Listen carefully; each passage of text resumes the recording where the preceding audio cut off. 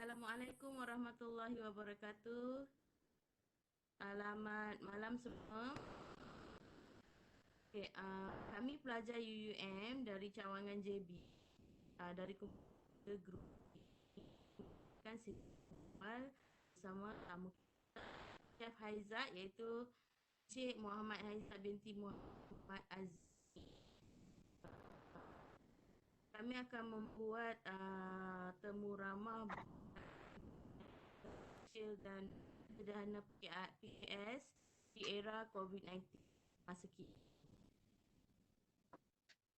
Okey. Bilakah Chef Haizat memulakan perniagaan kafe kambing? Assalamualaikum, saya Muhammad Aizat bin Muhammad Azmi. Sebelum tu, saya nak bercerita tentang pembukaan kafe kami ni. Ia berlaku sekitar pada tahun 2020. Ogos, kami berjaya membuka kafe kami ni dengan memulakan perniagaan secara sederhana ala kafe lah. Kita mempunyai 4 orang pekerja di dalam kitchen, di dapur, dan 3 orang pekerja untuk di bahagian penyediaan penghantaran makanan lah. Sebelum PKP, pendapatan harian adalah amat menggalakkan lah. Terusnya Puan Nika boleh. Okey, Chef Aizat, boleh saya tahu apakah matlamat atau objektif perniagaan kafe kambing?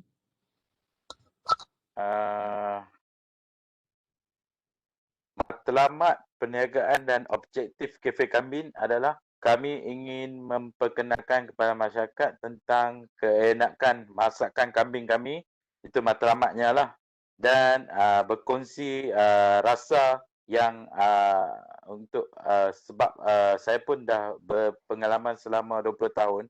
Jadi saya merasakan perlunya untuk saya membuka cawangan. Sebelum ni saya berada di sebuah bangunan untuk penyediaan cafeteria untuk pekerja di atas bangunan itulah. So bila saya berada di bawah, ia lebih kepada masyarakat umum di sekitar kawasan tempat saya berniaga sekarang. Itu saja. Okey, apakah produk atau perkhidmatan utama kafe kambing?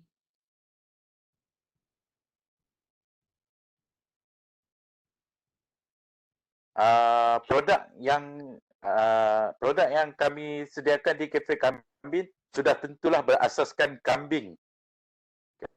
Okay, kita ada lamb shank, lamb grill, kita ada lamb rack, dan kita ada juga yang menu terbaru iaitu lamb burger. Dibuat daripada daging kambing yang asli lah.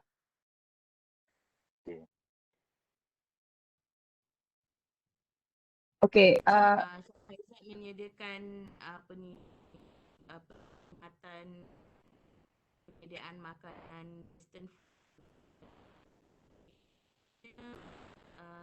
Puan Sarah.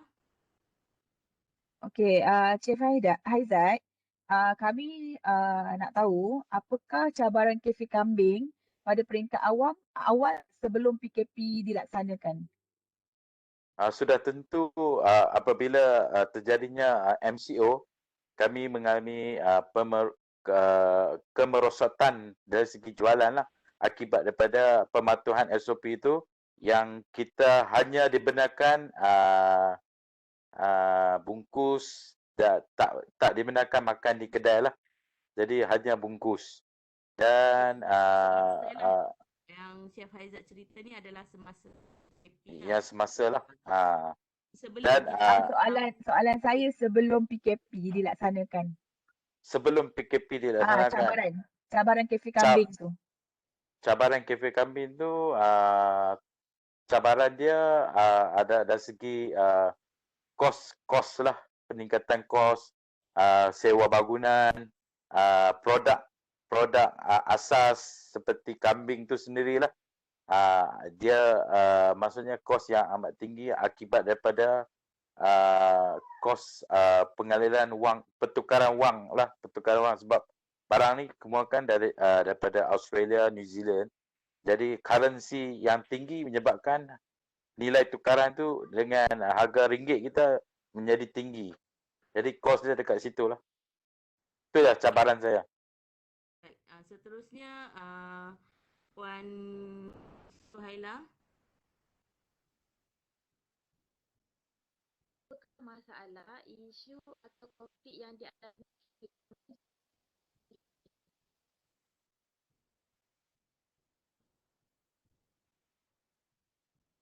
Tak dengar. Dengar ya. Okey, tak apa. Saya sampaikan Ulang. soalan Suhaila. Okey, soalan Puan Suhaila adalah apakah masalah atau isu yang dialami kafe kambing semasa PKP? Semasa PKP ya.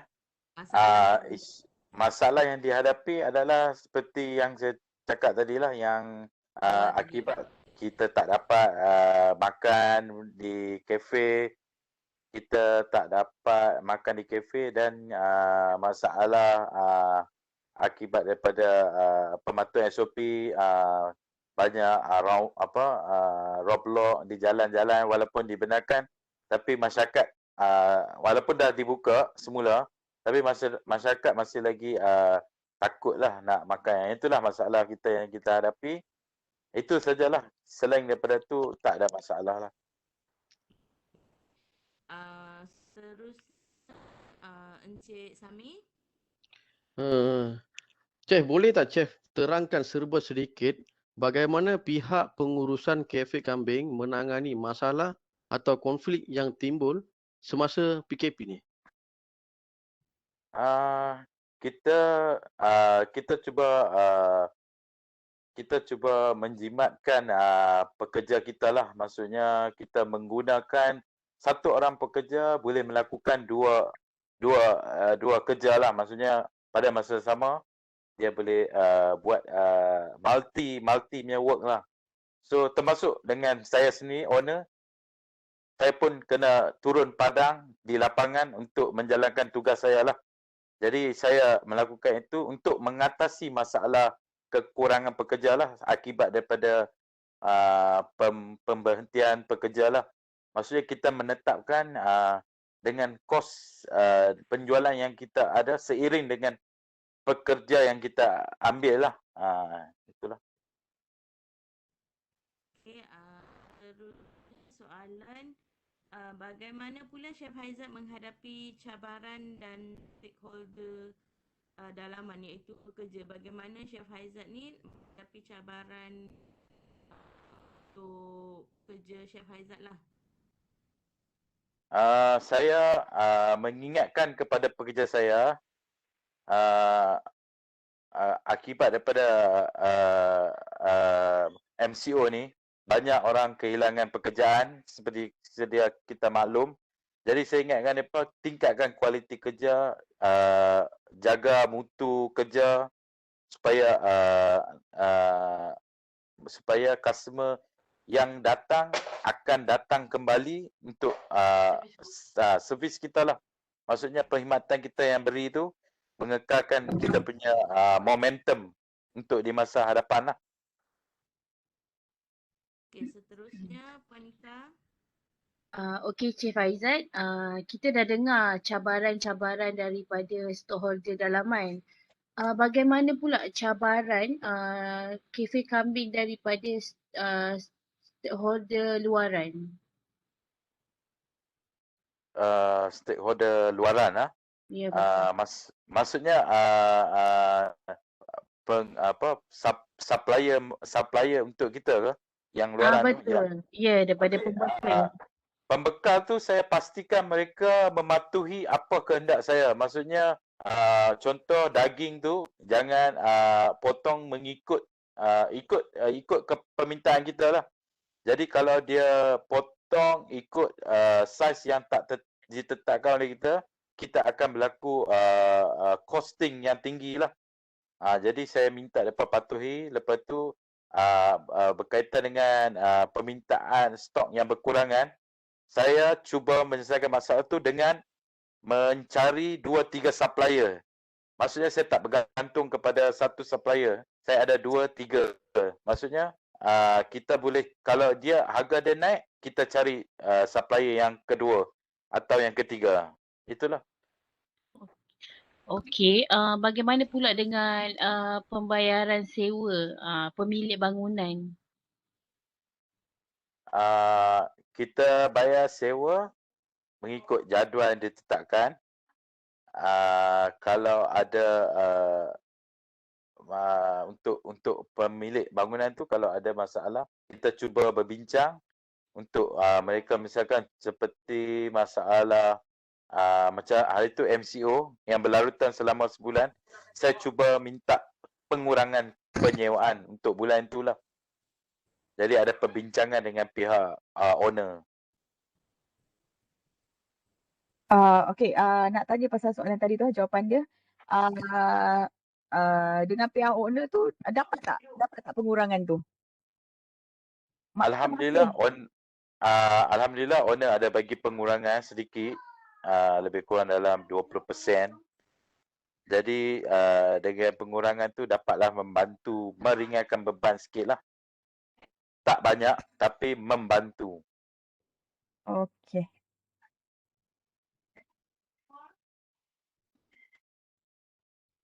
Seterusnya Puan Nur Rehan.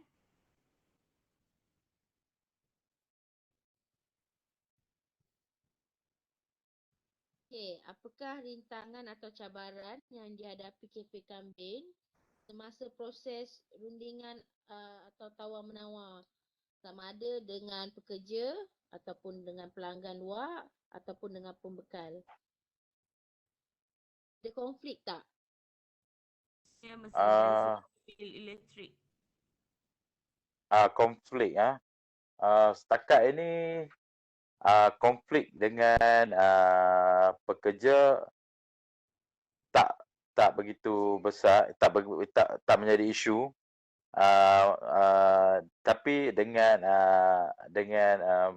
utilities tu, macam electricity tu ada sikit masalah. Maksudnya kita juga berbincang tentang kos yang tinggi akibat mungkin dari segi cuaca, faktor cuaca lah.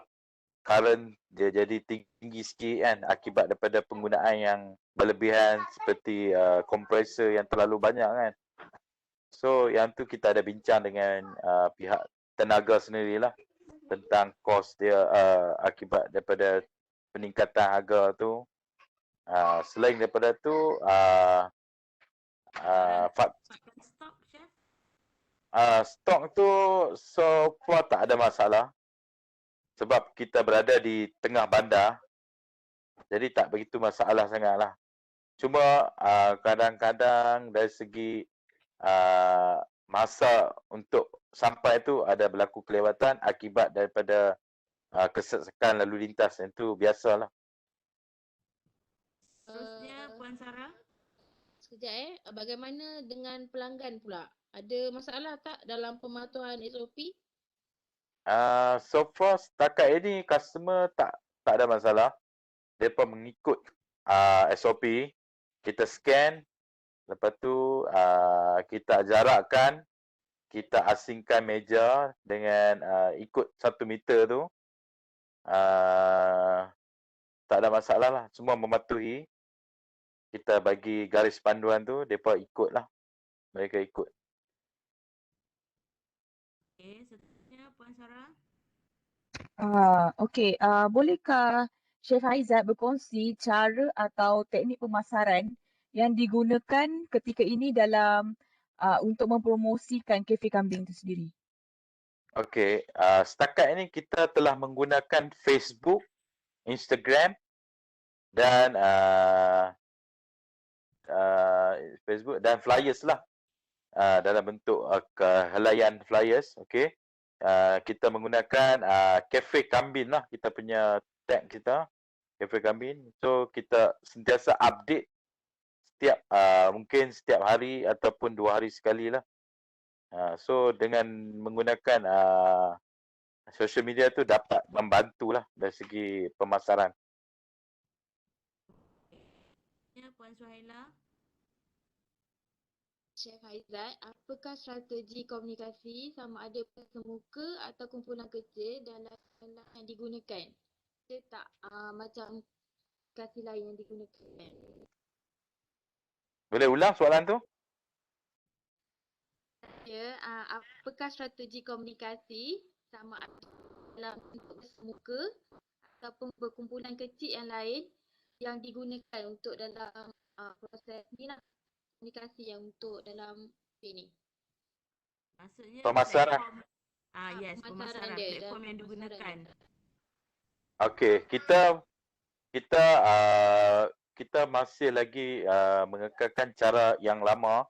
Maksudnya customer yang datang kita cuba menyampaikan kepada mereka yang kita ni mesra pelanggan lah. Contoh macam kita menjaga kualiti masakan, kita menjaga environment supaya mereka selesa di kedai kita lah. Jadi dari segi pemasaran yang berikutnya mungkin rakan-rakan ahli keluarga mereka sendiri yang akan berkunjung kemudian hari lah. Dengan cara kita media kita minta mereka share kita punya Cafe Kambing. Yang tu lah. Dalam media sosial lah. Dalam media sosial. Terusnya, Cik Sami. Okey, Chef. Yes. Apakah halangan komunikasi yang berlaku antara kita dengan pelanggan kita ataupun kita punya pembekal macam itulah? Apa halangan dalam komunikasi? Halangan yang berlaku tak begitu serius. Cuma faktor kewangan lah, maksudnya kos dia yang tinggi. Itu menyebabkan ada halangan sikit, maksudnya kita ada timbang menimbang untuk harga barang tu lah. Contoh seperti harga sayuran tu ada peningkatan, ada ketika dia turun. Tapi kalau dia naik sangat-sangat tinggi lah. Terutamanya waktu kalau sebab stok kita kebanyakan datang daripada Cameron Highland. Kalau cuaca tak cantik tu dia punya sayur naik harga sampai tinggi lah. Jadi kita akan argue sikit dengan supplier tentang harga barangan tu lah. Okey, baik. Seterusnya soalan, apakah pendapat pihak pengurusan untuk menambahbaikkan dalam menghadapi masalah? Apa pendapat chef berkenaan menambahbaikkan masalah ketika pandemik? Bagi pendapat saya, kita maksudnya kita untuk pihak kerajaan dia kena ada skop untuk tutup di lokaliti yang terlibat saja dengan pandemik ni. Contoh lokaliti tu maksudnya kawasan tu kita tutup kawasan tu saja. Jadi yang tak berkenaan kita kena buka seperti biasa. Sebab ini melibatkan kewangan untuk seisi rumah kan. Jadi maksudnya mata pencarian peniaga-peniaga kecil seperti kami ni harus diteruskan lah.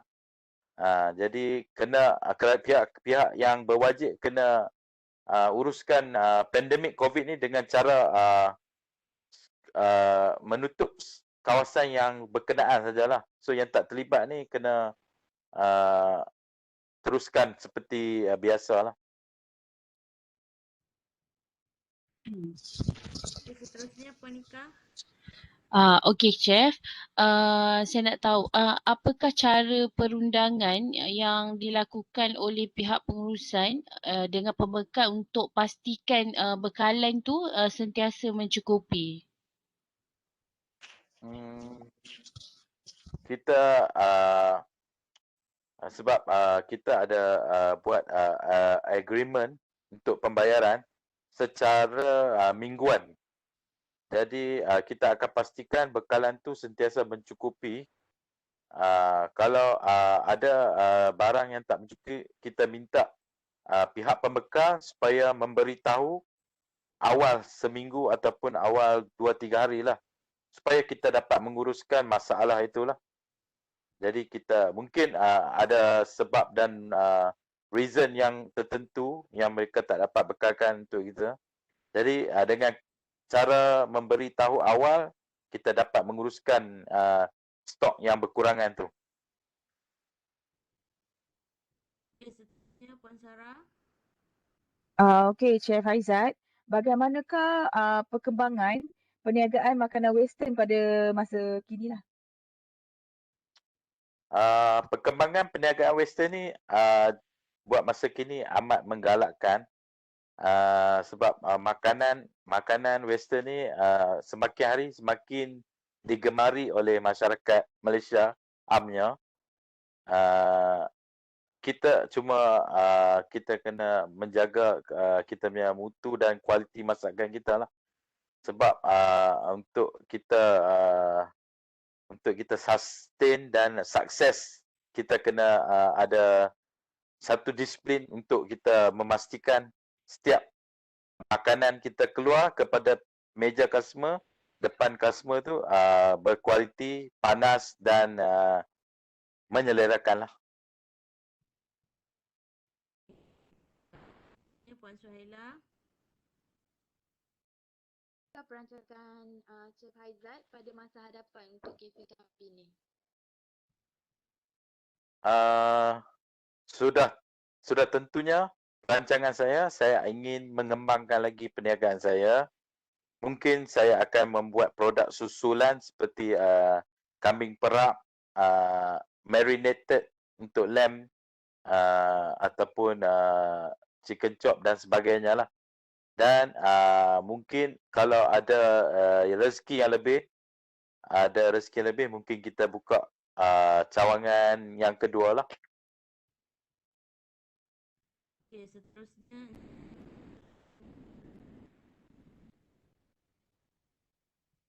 Chef,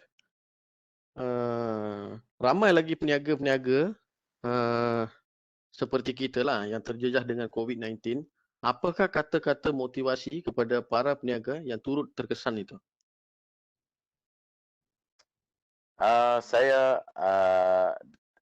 menasihatilah peniaga-peniaga yang seperti saya supaya sentiasa bersabar, berjimat dan melakukan perkara yang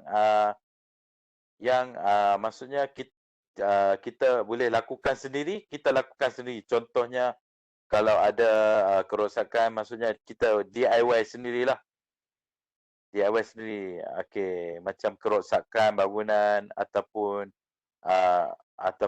kita jimatkan kos dari segi tukar masak. Mungkin kita sendiri ke lapangan untuk melakukan kerja itulah. Untuk tempoh yang sekarang ni lah, MCO ni. Sementara. Itulah cara dia. okay, soalan yang terakhir daripada Rehan.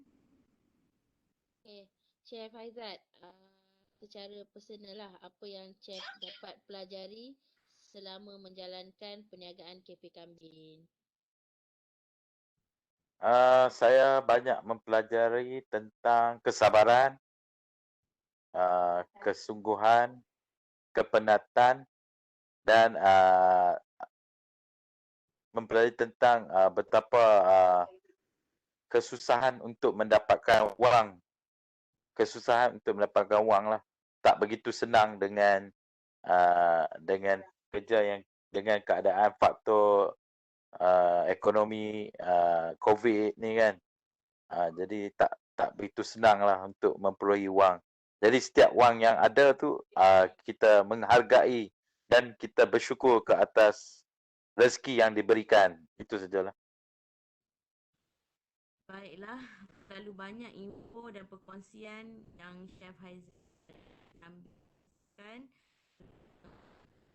Laku kerja UM, Cawangan Johor Bahru.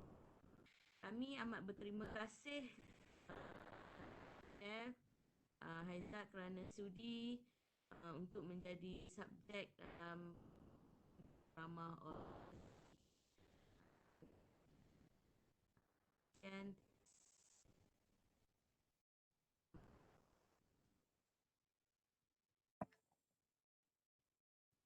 Hello. Okey, terima kasih Syed Haizat. Okey, sama-sama.